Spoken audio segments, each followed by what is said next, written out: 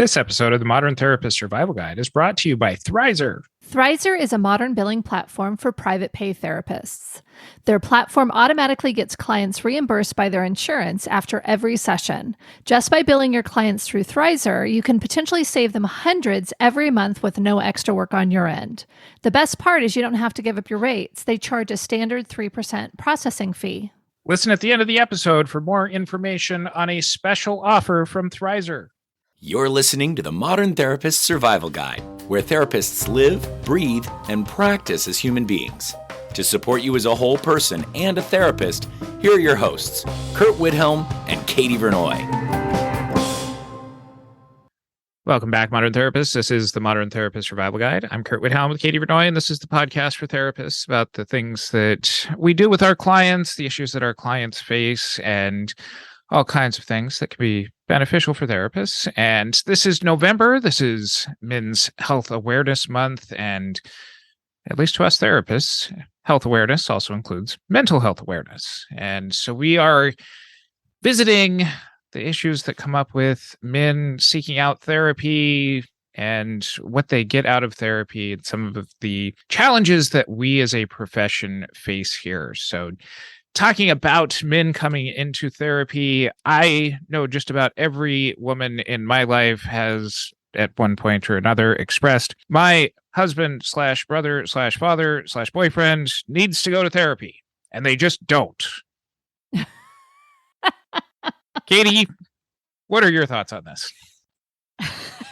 I think I'm actually one person that hasn't said that about my husband, but regardless, I think I've said that you should go to therapy. So does that count? My work? Yes, you fall into my overarching statement.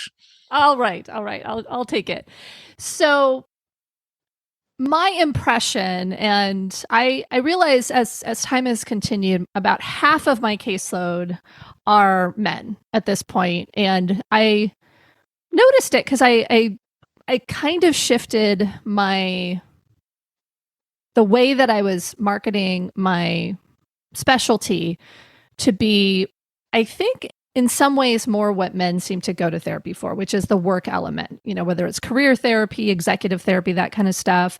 And I stopped focusing my marketing on women survivors of kind of childhood trauma and abuse. And so what I'm finding, and we talked about this before we hit record, is that a lot of the men that come into my practice are either coming for work issues, or because I'm a quote unquote marriage and family therapist, they're coming because they are having issues with their relationship, or both. And it seems like it's a lot of folks kind of externally saying, hey, you need therapy, my partner, or it's work saying, in order for you to really succeed, you need to get your stuff together. And so to me, it seems like there's still I've seen some self-motivated men coming into my practice, but I think the stereotype is men are told to go to therapy, or they go to therapy because they want to do better at work. And the statistics that we're looking at, we'll post some of the articles that we're looking at in our show notes over at mtsgpodcast.com, but a lot of the better research around approaches to men seeking mental health come from those countries with national health services that have a lot more of this demographic information available. So some of this stuff is largely coming out of Australia, Canada, Britain. Some of the American-based stuff, I think I still have some problems with. And I'm going back to maybe revisit the APA guidelines on working with men and boys, where I still have a lot of problems with the ways that some of these different groups are looking at why and how men approach therapy and what we as therapists should do with it. Now, some of the research that we're going to post in this episode's show notes talk about that men tend to seek more therapy than they did 10 years ago. So a lot of the men's health campaigns, even things like Men's Health Month, have done a better job of promoting the kinds of things that men should reach out for as far as healthcare providers. A lot of this month tends to focus on physical things like go to your doctor, get prostate screenings, those kinds of nice, tangible, like, all right, I'm going to go to the doctor once sort of things. But a lot of those campaigns also talk about things like suicide and the disparate range of numbers of men who commit suicide, the number of men who die by suicide as compared to women. And looking at the approaches to that, looking at the extension of that, including mental health treatments, some of this research shows that while men are increasing in the numbers of presenting for mental health treatment, they tend to drop out earlier than women, and they tend to drop out at a lot faster rate than women. So that to me says that we as a field are doing something wrong, that we are not able to meet the needs of men. All of that great advice out of, hey, go and seek mental health treatment is falling on people who are trying it out and finding bad experiences with it. And this, I think, where you have a practice that's about half men, as you described. My practice is largely men and boys. I get a lot of just referrals of like, hey, you're a guy therapist. You relate to guys better. But I think it's worth diving into some of what we're seeing and hearing in our practices to help us better as a field to actually help particularly first-time mental health seeking men get more out of therapy. So before we jump into the conversation, I just want to comment that we do have an episode on the APA's report on therapy for men and boys. We also have a lot of other episodes that specifically talk about men with certain other characteristics. I'm thinking specifically of the one we did with Dr. Lipscomb about Black men. So we'll add those links in the show notes. And I think there's some kind of expanded conversations there that I think are pretty interesting and can augment the conversation we're having here. But it seems to me, Curt, what you're really wanting to dig into today is, although there is this stereotype that men are not coming to therapy, they are actually more so than they were anyway. Yep. And when they arrive in therapy, they're not getting what they need, and so then they're dropping out. And so that leaves the onus not on men to come to therapy more, but to therapists to do better work. Yes. Okay.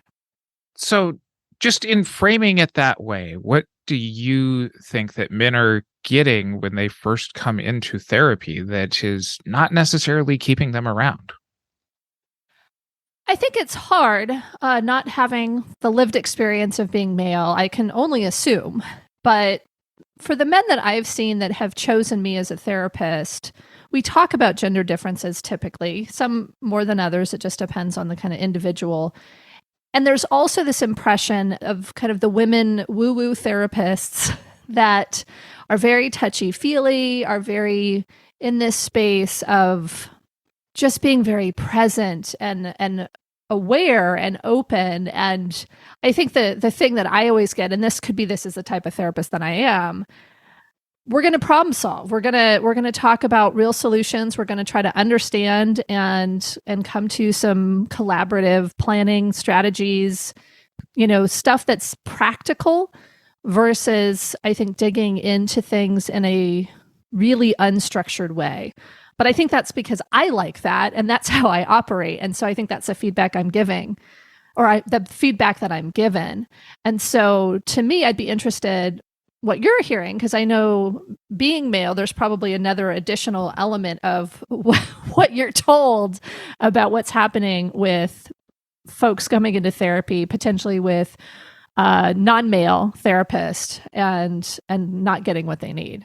And I think you and I are starting in the same place on this, that I hear from a lot of first-time male clients, particularly the adults, of I'm being sent here by my wife, girlfriend, partner, whoever it is, that wants me to get more in touch with my emotions.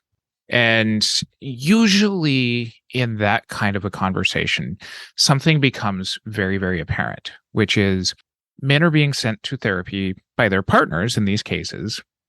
And or their couples therapists. I get lots of referrals from couples therapists. Work with this guy. But they're being sent to therapy to emote like women, with the goal of getting in touch with their feelings in the way that women seek out treatment and in the way that women want to have their own goals for treatment. And that just goes against a lot of the ways that, particularly in Western cultures, that men are socialized.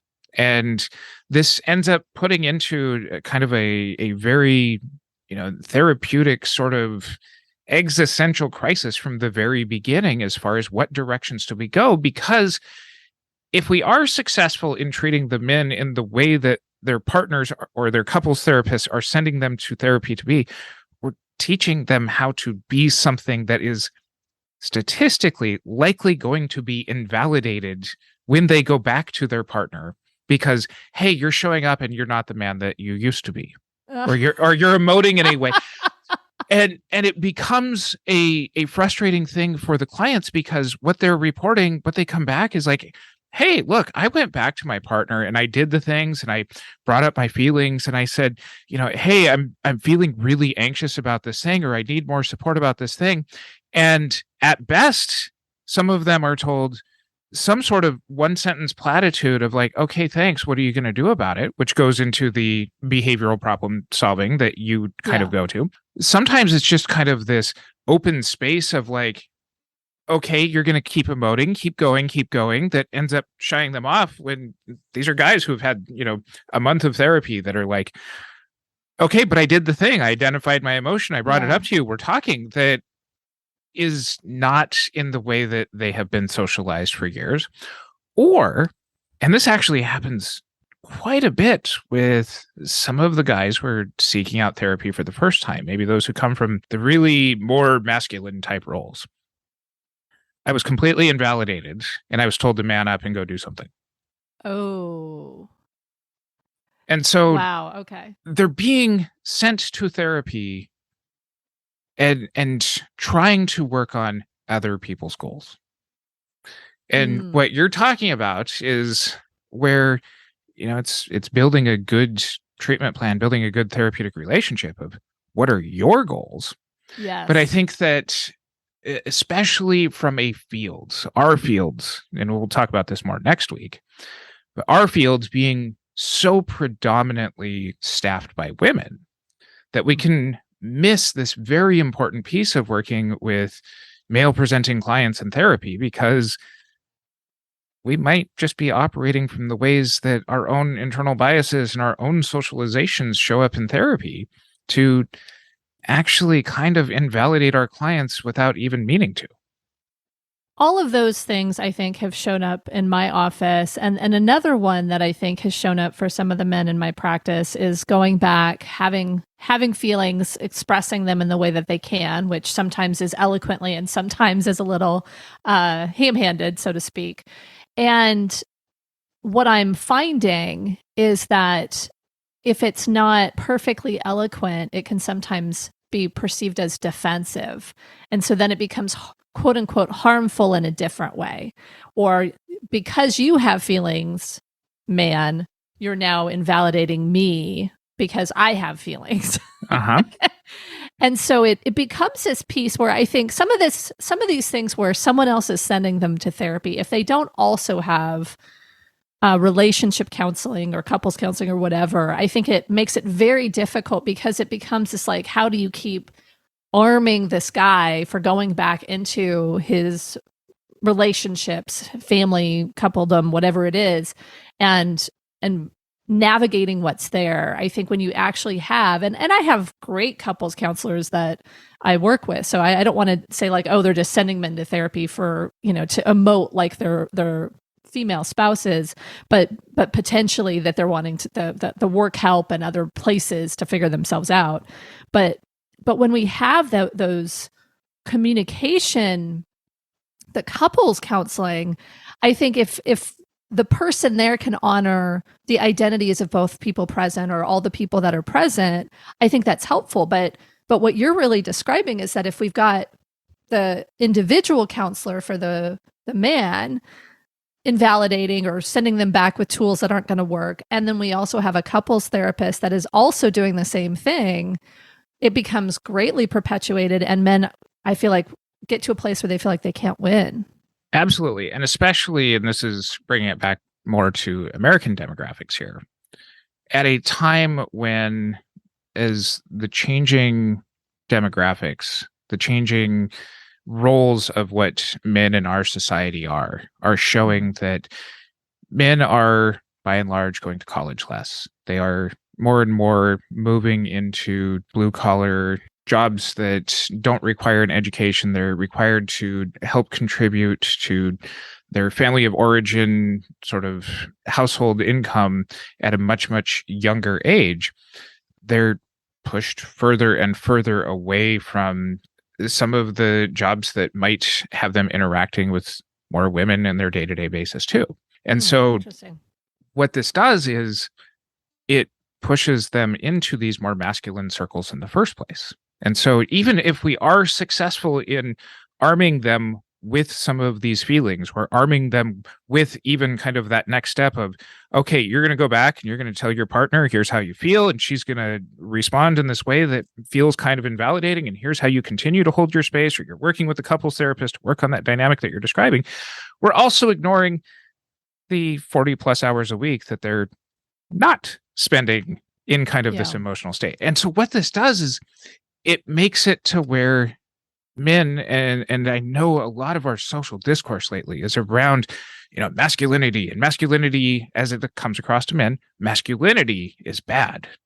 And so you end up with kind of this divergent, talk a lot in our field of kind of toxic masculinity being a problem. But we have to create space for a range of masculinities to show up, and a range of masculinities to show up even from within a singular client, because they are not going to just go and present as, one simple man in a number of different spaces in their environment. They might need the space to be able to unpack things that they've needed to kind of compartmentalize, because if they do show up in a way that is more emotional in a, yet again, different invalidating environment, then once again, we're not actually preparing them to be the men that can be successful in all of the areas of their life. The range of emotions that, and this may be a stereotype, but the range of emotions that seem to be acceptable for men are kind of on the anger or rage side, or kind of happy or neutral. And maybe it's confidence. I think you've just called it confidence. When we talked about this off air, I said most men don't send your pitchforks after me. Broadly, most men are allowed to either be angry, neutral, or confident. Okay. I don't know that happy is allowed. It's okay. I think that we'll keep that simplification so I can get to the next point, which is when men start feeling their emotions more deeply, if what they've been socialized or what's acceptable to experience is anger, with that being the uncomfortable emotion that's acceptable broadly, I think it becomes very challenging for men to get into the nuance. And for some men, and some of the Black men that I've worked with talk about being less threatening. And so then that is even cut off to them. They cannot be angry. And so there's really no place to even fully experience and process emotions, because angry men are scary men. And angry men are toxic, and angry men are not really in touch with their feelings. And it's something where there's this element of being able to parse through what is the emotion actually. If it's anger, great. What is it telling you? If it's not, if it's being kind of covered by anger because that's what's acceptable, how do you deal with that?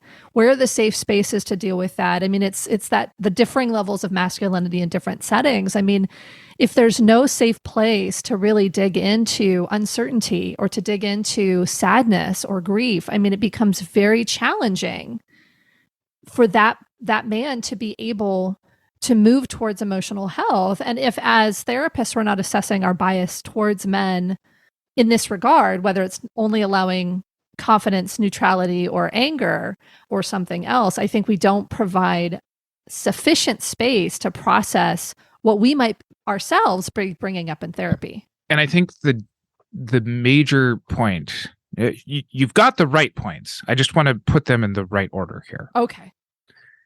What you said at the very beginning is how we get there. That men are not necessarily going to come in and sit down and be like, here's all of my uncertainties, and here's, the things that are, making me anxious or depressed or any of these kinds of things. It's getting to the goals first and then being able to lay out the roadmap and then identify these things along the way as here's the things that are holding you back as our client here. I think that without that clear pathway, that clearly defined outcome for a lot of men, that is going to be one of the barriers to treatment that they end up feeling. Because if it's, okay, I'm going to come in and I'm going to talk about my feelings and I don't know where we're going with this. This doesn't seem like efficient uses of my time. I have to go and be productive, earn money at my job, provide for my family. I'm putting in the work. I've, responded in all of these kinds of ways. If this doesn't feel like it's going someplace, then what's the point of doing this? And I think that that's something that does contribute to dropout, is not having a clearly defined goal to work towards. Yeah. I mean, I think part of this goes to what is good therapy, right? And I think when we talk about it broadly, so not based on gender, when we talk about what's good therapy, part of it is really making sure that you're meeting the client where they are and that you're collaboratively creating treatment goals.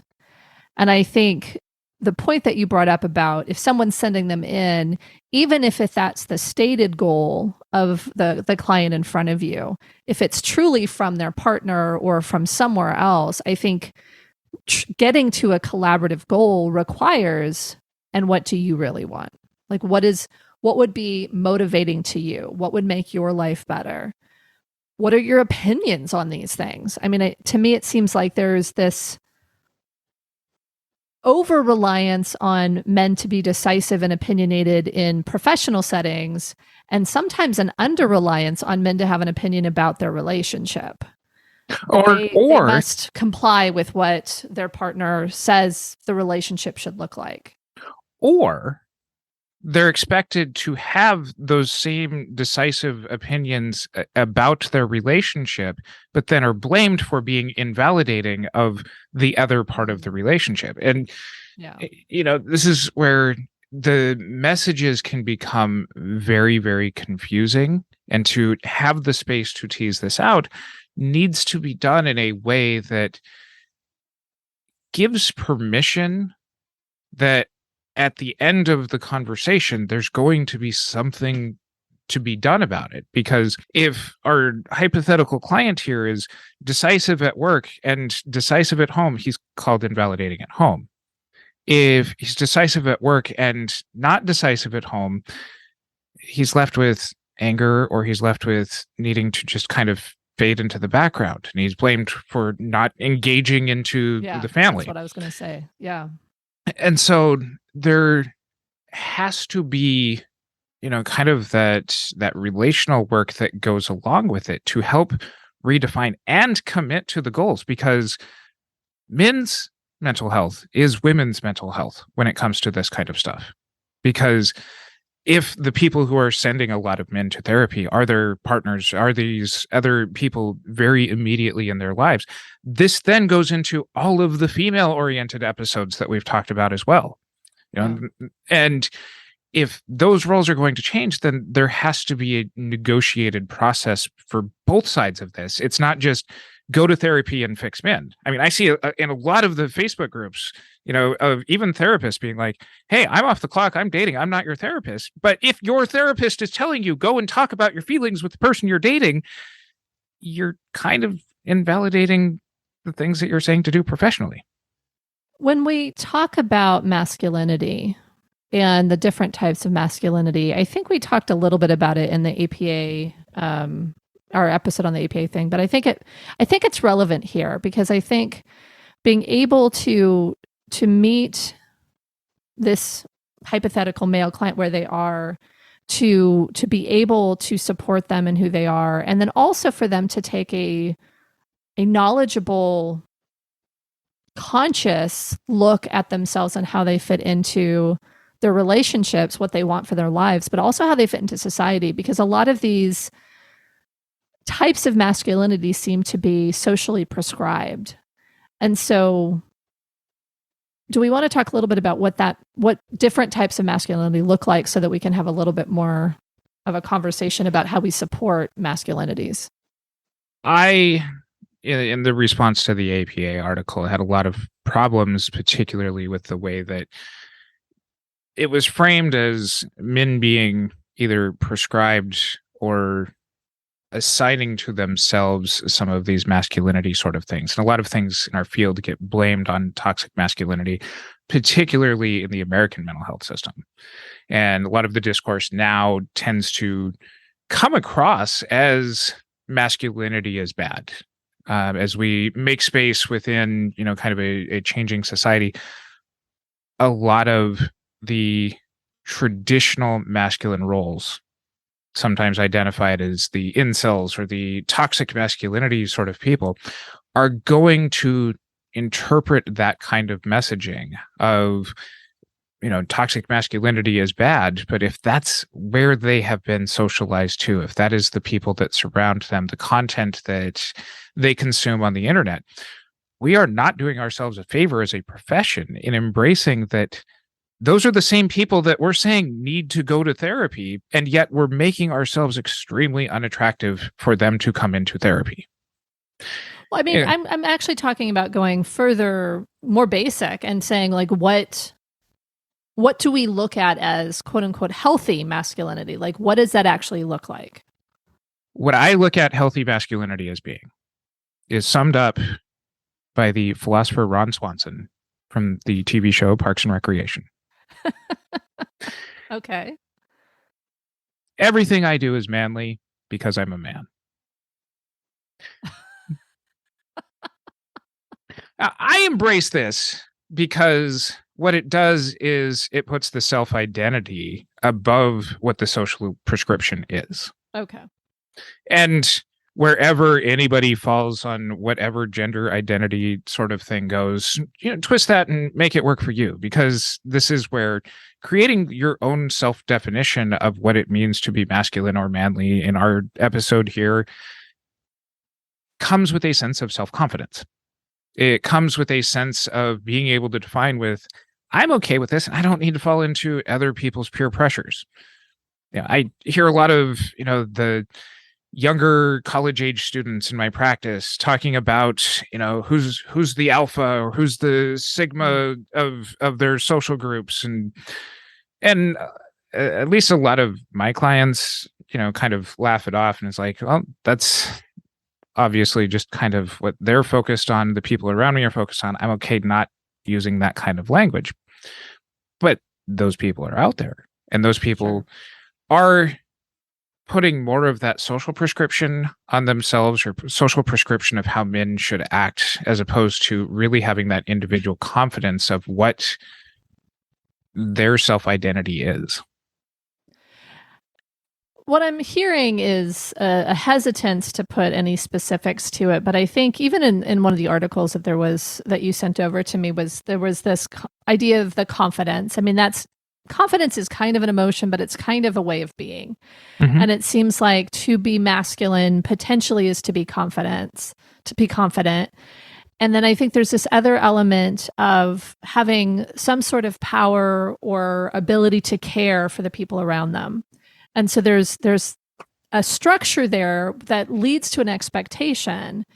And then there's also the current societal pushing back on what real men do, so to speak. And so I'm getting a lot more male clients who are not the breadwinner, so to speak, that are navigating relationships that are not in the more traditional kind of gender roles, and yet there's still masculinity there. And so I think I will heed what you're saying, and that if someone is a man, all the things they do is manly. I think it's that element of trying to understand, how do we support someone that is potentially more traditional in how they look at things, when as a woman, I don't know that I agree. I mean, I think I'm probably, I think that there are some therapists, female therapists typically, but sometimes folks from other genders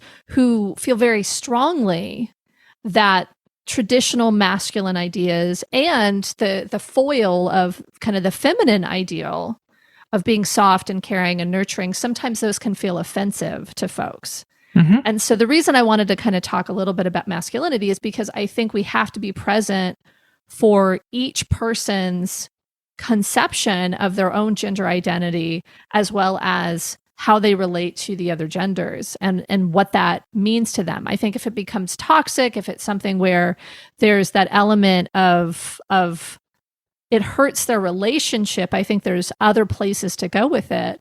But there are such a broad array of understandings at this point of what masculinity and what quote unquote real men do, that I think we need to be aware that whether it's traditional gender roles or more current, like it is what it is, I think that there's some need for an understanding of where your client sits.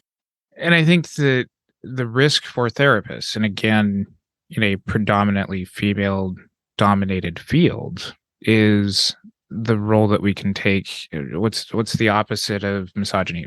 Misandry, of coming across as misandrous. I don't know the the conjugation on that, but of ignoring that some of the ways that men end up in therapy have different origins, or we assign as a field different origins to the kinds of problems that show up. Take depression, for example, where typically it's going to show up in a lot of female presenting clients as extreme sadness, weariness, inability to kind of activate and move. Whereas for a lot of men, the initial signs are going to be around irritability, hostility, external focused type behaviors. Another place that this really shows up is in the roles of being on the receiving end of interpersonal violence, where in a lot of relationships where the men are the perpetrator, men tend to get blamed as being hostile, aggressive, kind of characteristic acts of that individual man. But in relationships where the female is the batterer or the aggressor, a lot of times that gets explained away from the male victims as, well, she had a lot of trauma and that's where she's acting out of. And so there's even a way that we approach problems with men in ways that assign blame to men in a way, even when they're the ones facing the relational or the objective problems that they're coming to seek out here. Yeah. I feel like there's a lot to talk about here because there's the overarching increase access. There's the, once we get them in our offices, making sure that we're doing things in a way that actually is helpful. And then there's really understanding that, and this is, I guess, for our next episode, that there's a vibe that we're putting out as a profession that is potentially anti-men. Yes. And so we're stuck with this issue of men not being allowed to express many emotions. Generally, I know that this is overgeneralizations, but generally they can express confidence and anger. They're oftentimes, they perceive therapy as not helpful, and potentially there's times when it really isn't. And then there's relationships that get blamed on men if they are not improved, because for whatever reason, men have the power, quote unquote, and are responsible for all things. And so it becomes this really toxic swirl for men who are trying to create better lives for themselves, because there's not really a place for them to go and get the support that they need, because it seems like it doesn't exist as frequently as I would like it to exist. Yeah, and when they do go there, it's not what they're told that it is. So, yes. We would love to hear your thoughts about this episode. You can let us know on our social media, follow our Facebook group, the Modern Therapist Group. And if you like our content and want to continue to support us, please consider becoming a patron or supporting us on Buy Me a Coffee. And until next time, I'm Curt Widhelm with Katie Vernoy. Thanks again to our sponsor, Thrizer. Thrizer is a new billing platform for therapists that was built on the belief that therapy should be accessible and clinicians should earn what they are worth. Every time you bill a client through Thrizer, an insurance claim is automatically generated and sent directly to the client's insurance. From there, Thrizer provides concierge support to ensure clients get their reimbursement quickly and directly into their bank account. By eliminating reimbursement by check, confusion around benefits, and obscurity with reimbursement status, they allow your clients to focus on what actually matters rather than worrying about their money. It is very quick and easy to get set up, and it works great with EHR systems. Their team is super helpful and responsive, and the founder is actually a longtime therapy client who grew frustrated with his reimbursement times. Thrizer lets you become more accessible while remaining in complete control of your practice. Better experience for your clients during therapy means higher retention. Money won't be the reason they quit on therapy. Sign up using bit.ly/modern therapists and use the code modern therapist if you want to test Thrizer completely risk-free. You will get 1 month of no payment processing fees, meaning you earn 100% of your cash rate during that time. Once again, sign up at bit.ly/modern therapists and use the code modern therapist if you want to test Thrizer completely risk-free. Thank you for listening to the Modern Therapist Survival Guide. Learn more about who we are and what we do at mtsgpodcast.com. You can also join us on Facebook and Twitter. And please don't forget to subscribe so you don't miss any of our episodes.